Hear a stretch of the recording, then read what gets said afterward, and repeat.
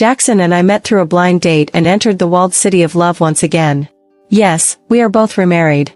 Jackson divorced because his ex-wife cheated, while I, on the other hand, had massive hidden debts from my ex-husband. Both of us, wounded middle-aged individuals, understand the importance of tolerance and cherishing. During our courtship, I was deeply moved by Jackson's kindness and sincerity. What stood out the most was his incredible patience with my daughter. She had just started elementary school, and he would pick her up every day, assist with homework, a level of dedication even her biological father couldn't match. Whenever I expressed gratitude, he would simply and earnestly say, "My daughter is not here, so I can only shine and radiate through Nyo-Nyo." Jackson's daughter lives with his ex-wife, or more accurately, his ex-wife insisted on having custody.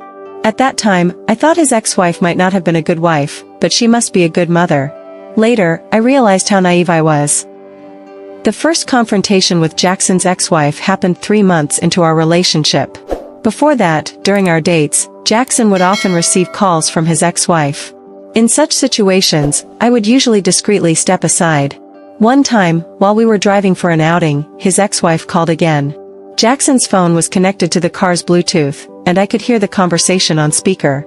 She asked where he was, what he was doing, and why he hadn't come to see their daughter.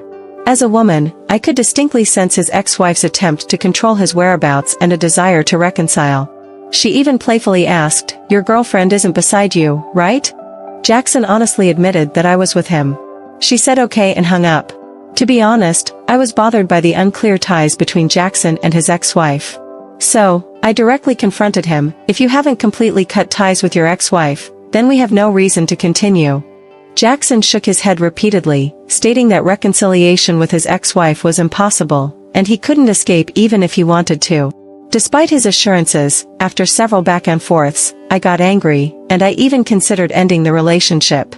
In my opinion, ex-spouses can stay in contact for the sake of their children, but if there are lingering emotions, it's a waste of time for both parties. At that moment, Jackson cried and pleaded, unwilling to break up. Seeing him in tears, my heart softened. I also sensed that he had been thoroughly exploited in his previous marriage, and sympathy welled up. I decided to give our relationship another chance. Jackson, in turn, promised me that he would draw a clear boundary with his ex-wife. I saw Jackson's ex-wife in person 6 months later. By then, we were already at the stage of discussing marriage. During the Mid-Autumn Festival, Jackson and I were having dinner at his parents' house when his ex-wife suddenly called, asking him to pick up their daughter at the entrance of a shopping mall. Initially, Jackson planned to bring his daughter home for the festival, but his ex-wife changed her mind, claiming their daughter was out with friends and now wanted to return. Concerned about any potential trouble, I accompanied Jackson to the mall. When we arrived, I stayed in the car to avoid awkwardness. In less than 5 minutes, Jackson returned, visibly annoyed. As expected, his ex-wife, not their daughter, awaited him at the mall entrance. Seeing Jackson's frustration, I didn't ask any questions. A woman outside the car was knocking on the window, and Jackson looked utterly astonished. Who else but his ex-wife? How should I put it? His ex-wife didn't resemble a woman in her 40s at all. She was dressed in extremely short shorts, a tiny tank top, with heavy makeup, giving off a street-style hot girl vibe. Jackson quickly reversed the car, and surprisingly, his ex-wife chased us all the way. However, when we reached the entrance of the residential area, she turned around. A few minutes later, Jackson received a WeChat message from his ex-wife, filled with harsh words. One memorable line was, "You buy your girlfriend a new car, but don't forget to pay child support." That day, Jackson was driving my car, and his ex-wife mistakenly thought he had bought it. Thus, a perfectly good Mid-Autumn Festival was disrupted in this way. Apart from the occasional irritation caused by his ex-wife's unpredictable actions, Jackson is actually a great candidate for remarriage. He works as the chief engineer in a state-owned enterprise, with a high and stable income. His parents are reasonable and understanding people. Despite his ex-wife's behavior, Jackson has never spoken ill of her, only attributing their divorce to unfortunate circumstances. Initially, I thought it was a matter of upbringing, but later I realized it was more about his weakness. His ex-wife knows how to manipulate his character, and even after the divorce, she continues to control his finances through their daughter. Every month, Jackson not only pays child support but also contributes to his ex-wife's mortgage. I and Jackson share a similar background, as when I divorced my ex-husband, I I helped him repay an external debt of 180,000 yuan. Considering all these factors, I decided to marry Jackson. Our wedding was not extravagant. After getting the marriage certificate, we invited a small group of relatives and friends to a meal at a hotel. After marriage, Jackson moved into my house. He entrusted his salary card to me, expressing concerns about being deceived by his ex-wife. I felt sorry for him. Despite being remarried, he still feared his ex-wife might have ulterior motives regarding his assets. In our post-marriage days, we were harmonious and happy. Jackson mentioned that he finally had the ideal married life he had always wanted. However, troubles arose when we started planning to buy a house. My home is far from Jackson's workplace, so we decided to buy a larger house nearby. However, his ex-wife's current residence, bought with the help of his housing fund loan, had not been fully repaid. When purchasing a second property, we faced the choice of either opting for a commercial loan or clearing the housing fund loan on the first property. During the repayment process, his ex-wife got wind of our plans to buy a house and started obstructing us. During that period, she frequently called Jackson in the dead of night, hurling insults. Jackson, in turn, became extremely irritable, leading to intense arguments over the phone that I couldn't calm down. After several heated arguments, one morning, Jackson received a call from his daughter. The 10-year-old child was sobbing uncontrollably, saying, "Dad, do you not care about me and Mom anymore? If you buy a house, Mom and I will jump off the building right away." Jackson was petrified, leaning against the wall, repeatedly asking where his daughter was. The girl refused to provide a direct answer, only stating that she and her mother were on the rooftop. Trembling, Jackson continued to take the call while frantically searching for his car keys, intending to rush out to find them. I signaled him not to be hasty, then wrote a note telling him that he was too emotionally distraught to drive at the moment. I advised him to calm down and assured him that I would call the police. Jackson agreed, and I promptly made the call. The police thoroughly searched his ex-wife's neighborhood but found nothing. Finally, we called her mother, who stated that her daughter was at work, and she had already taken her granddaughter to school. It turned out that his ex-wife falsely threatened to jump off a building to prevent Jackson from buying a house. In a rage over the phone, she shouted, "Dare you not answer my calls? Dare you block me on WeChat?" Jackson, sitting on the ground in a state of exhaustion, softly said, "I dare not anymore.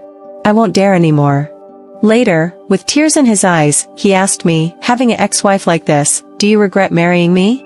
I nodded slightly, but looking at the pitiful Jackson, I shook my head. I couldn't deny that at that moment, my nurturing instincts overwhelmed me. After the turmoil caused by his ex-wife, even though we successfully bought the house, Jackson became fearful. Since then, he dared not refuse any of his ex-wife's requests, even if they were unreasonable.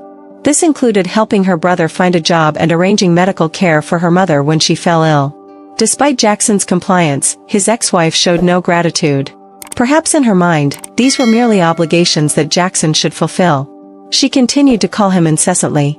To avoid her calls, Jackson started shutting down his phone every night at 9. In response, his ex-wife bought a phone for their daughter, using it as a means to contact Jackson through the child. Their daughter became her tool for extortion. During that period, every time Jackson's phone rang, my heart would tighten. I asked Jackson if he had considered seeking custody of their daughter. Jackson was conflicted. Their daughter had grown up with her grandmother, and his ex-wife wouldn't easily give up custody. We consulted several law firms, inquiring about the possibility of changing the custody arrangement. Upon hearing about his ex-wife's actions, the legal experts believed that the lawsuit might not have a high chance of success. They suggested negotiating with his ex-wife instead. So, I decided to have a conversation with Jackson's ex-wife. I still remember my conversation with Jackson's ex-wife vividly. I honestly told her that if there were still feelings between her and Jackson, I would be willing to step back. My intentions were pure. Mending a broken family could be considered accumulating good karma for myself. Besides, with her constant interference, Jackson and I were not having a peaceful life. To my surprise, she responded, "We can't reconcile, I already have a boyfriend." I suggested that, for the sake of the child's healthy growth, we should try to get along amicably. However, my words didn't sway her. On the contrary, she spoke ill of Jackson, describing him as stubborn, lacking in charm, neglecting the child, and even claimed that since being with me, Jackson hadn't paid child support. I didn't believe these fabrications. A person who was helping his ex-wife repay a mortgage wouldn't neglect child support. In the end, I said to her, we're all adults. We need to take responsibility for our own lives and consider the well-being of the child. If Jackson falls short in any way, I'll encourage him to improve.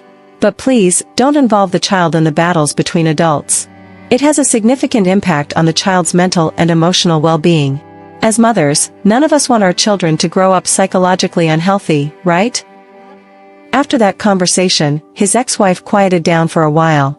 However, not long after, she used their daughter's WeChat to send messages to Jackson, claiming that their daughter didn't like me. She went on to say that I might appear to be a virtuous wife and mother, but deep down, I was extremely wicked. Shamelessly, she even declared, I just had a little affair. Your current wife is younger than you, who knows how she might betray you in the future.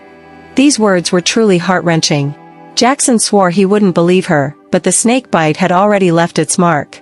For a while, when Jackson returned from a business trip, he went straight to the bedroom as if searching for something.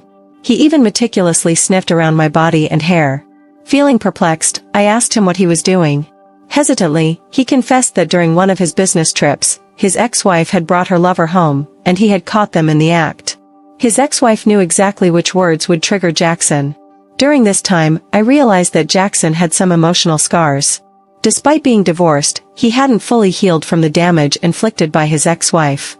I was angry and called his ex-wife to confront her, demanding to know what she was trying to achieve. She responded nonchalantly, "You don't have the ability to handle a man yourself, why should I care?" Her words angered me to the point of using strong language in response. His ex-wife immediately ran to Jackson, complaining that I had insulted her and asking him to control me. I found myself in a situation where I couldn't explain the truth. Jackson started blaming me, saying that I shouldn't have responded to the provocation. During that time, I felt extremely anxious. Whenever I saw Jackson in contact with his ex-wife, I couldn't shake off the uneasy feeling, but I couldn't stop it either. His daughter was Jackson's soft spot. He told me that when his daughter was young, he was busy with work, and it was his ex-mother-in-law who helped raise her. He harbored a lot of guilt towards his daughter. He once confided in me, expressing regret that his family fell apart due to his ex-wife's infidelity. He felt he had let his daughter down. Now, he feared his ex-wife might resort to extreme actions that could harm their daughter. I remember when Jackson and I officially became a couple, he took me to meet his daughter. The child immediately asked me for a Lego set worth 1,699 yuan. Jackson was embarrassed, explaining that after their divorce, his ex-wife frequently took their daughter on matchmaking outings. It became clear to me that, for the child, a father's significance was equated with money and gifts, not paternal love. Jackson blamed himself for everything and wanted to make amends. However, the more he tried to compensate, the more firmly his ex-wife held him in her grip. In such a challenging situation, I felt life becoming increasingly oppressive, often experiencing insomnia and headaches. Upon seeking medical help, the diagnosis confirmed that I had depression. I cried at that moment, thinking about how I used to be such a positive and sunny person with many uplifting hobbies. Now, I had pushed myself into depression. I began my journey to self-recovery, engaging in exercise and attempting to adjust my mindset. Though anxiety and fear still plagued me frequently, I told myself not to focus on Jackson's ex-wife anymore. While actively making lifestyle changes, I kept the home neat and clean, incorporating daily meditation. During the summer, when Jackson went on a business trip to Canada, we embarked on an extended honeymoon. For a full 2 months, we distanced ourselves from his ex-wife's disruptions, and life gradually returned to normal. I explored recipes online, learning to cook both Chinese and Western dishes. Seeing the delicious meals I prepared, Jackson expressed immense gratitude, saying, "Darling, you're so skillful." He told me that I fulfilled all his fantasies of a wife. In the tranquility of these good times, my depression gradually lifted. All the beauty came to an end when we returned to our country. His ex-wife, like a recurring nightmare, resurfaced. She began causing trouble for Jackson again, using various pretexts. Each time Jackson assured me that he wouldn't meet his ex-wife, and I knew even if they did meet, nothing would happen between them. But the feeling was truly unpleasant.